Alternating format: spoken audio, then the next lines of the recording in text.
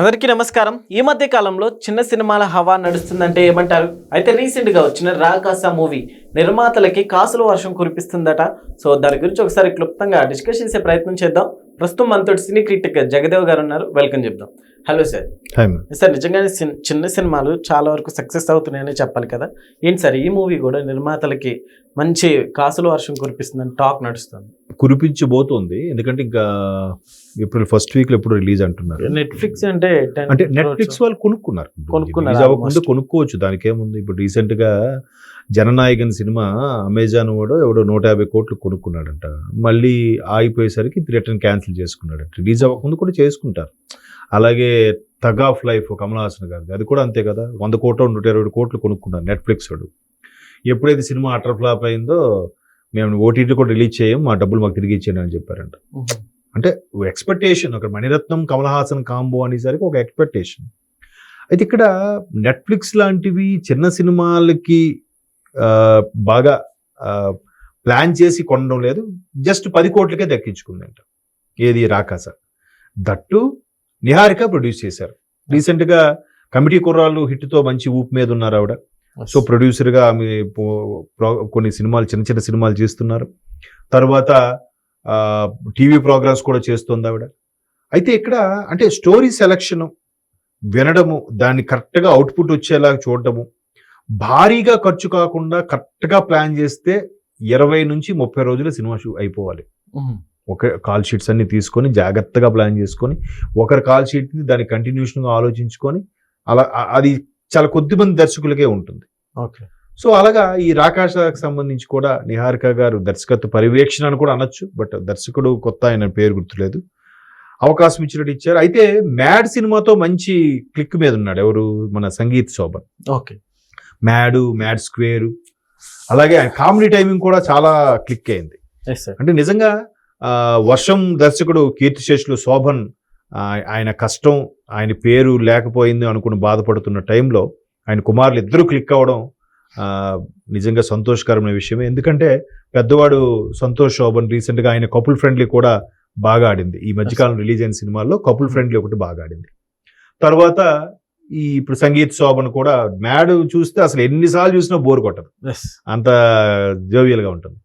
So mad square కూడా ఆ బేస్లోనే మంచి కలెక్షన్స్ వచ్చాయి. ఇప్పుడు ఆయన అదే ఫేమ్ ఇక్కడ ఈవిడ జనరల్గా ఎవరు చెప్పినా, కమల్ హాసన్ గారు ఒకసారి ఒక ఇంటర్వ్యూలో చెప్పారు ఎప్పుడో లాంగ్ బ్యాక్, ఆయన ఎప్పుడు ఏమన్నవారంటే, ఏ దర్శకుడికైనా, ఏ హీరోకైనా, ఏ ప్రొడ్యూసర్కైనా నీ విజిటింగ్ కార్డ్ ఏదైతే ఉందో, నీ ప్రీవియస్ హిట్టే నీ విజిటింగ్ కార్డ్.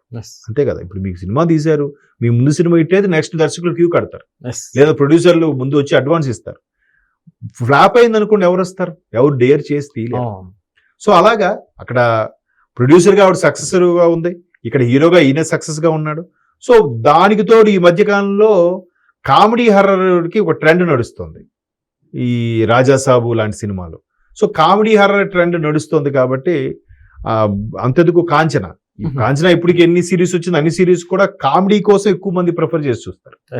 సో అలాగా కామెడీ హర్రర్ ట్రెండ్ నడుస్తుంది కాబట్టి రాకాస కూడా ఆ జానర్లో ఉంది. And moreover Sangeeth Sobhan expressions, తర్వాత తన యొక్క కామెడీ టైమింగ్ ఇప్పుడు వచ్చిన జనరేషన్ ఎవరు కూడా అంత బాగా చేయలేరు. అంటే ఉన్నారు, బట్ ఆయన ఎందుకో బాగా యాప్ట్ గా అనిపిస్తుంది. ఆ పర్సనాలిటీ, బక్కపలచగా ఉండడం మనిషి, ఆ హెయిర్ స్టైల్ అంతా కూడా బాగా సింక్ అవుతుంది. కాబట్టి రాకాస కూడా అటువంటి కామెడీ హర్రర్ జానర్ లోనే నిహారిక గారు ప్రొడ్యూస్ చేస్తున్నారు. సో మొత్తం మీద దాని నెట్ఫ్లిక్స్ 10 కోట్లకు దక్కించుకోవడం, మరోవైపు భారీ బడ్జెట్లు అయిపోయి పెద్ద పెద్ద సినిమాలు అయినప్పుడు అది 100 కోట్లు 300 కోట్లు తీస్తున్నప్పుడు నెట్ఫ్లిక్స్ వాడు కూడా 100 కోట్లు 150 కోట్లకు కొనాల్సి వస్తుంది.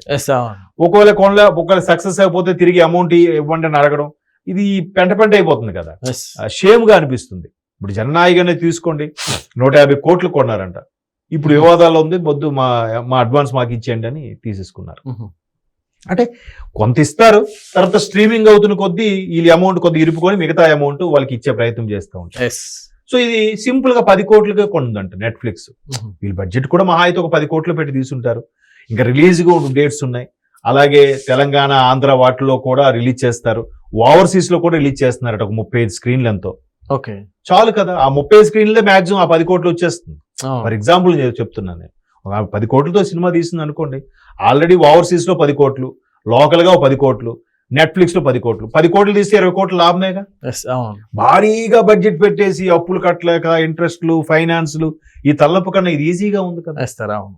ఇలా అంటే సినిమా అనేది ఏంటి అసలు, అంటే రామ్ గోపాల్ వర్మ గారు అన్నారు ఒకసారి ఒక సందర్భంలో, అసలు రాజమౌళి గారు వచ్చి ఇండస్ట్రీని పాడు చేశారు అన్నట్టుగా మాట్లాడాడు ఆయన. అంటే రాజమౌళి గారు పాడు చేయడం అంటే ఆయన ఉద్దేశం అది కాదు, భారీ సినిమాలకు వెళ్ళిపోయింది అంతా, పెద్ద పెద్ద సినిమాలు.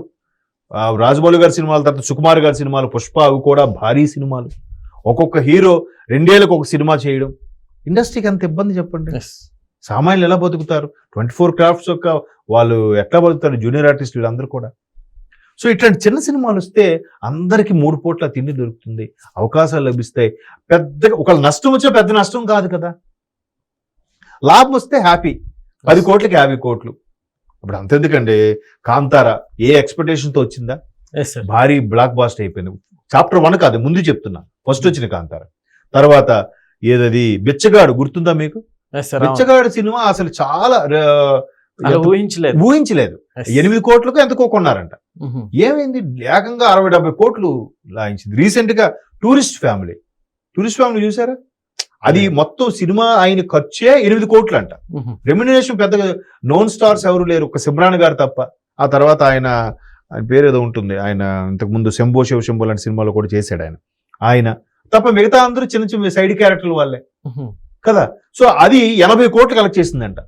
8 కోట్లతో 8-6 కోట్లతో తీశారు సినిమా టూరిస్ట్ ఫ్యామిలీ. ఈ రోజు ఆస్కార్ కూడా నామినేట్ అయింది. అఫ్ కోర్స్ నేను రాలేదనుకోండి పక్కన పెడితే. సో అలాగా మంచి కాన్సెప్ట్, చిన్న కాన్సెప్ట్, ఒక కాలనీలో సినిమాని తీసేశారు.